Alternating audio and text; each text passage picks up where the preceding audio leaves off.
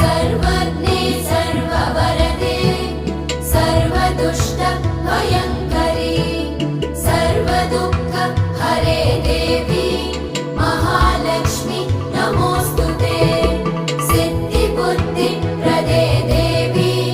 भुक्तिमुक्तिप्रदायिनी मन्त्रमूर्ते सदा देवी महालक्ष्मी नमोऽस्तुते महादेव्यै च विद्महे विष्णुपत्नी च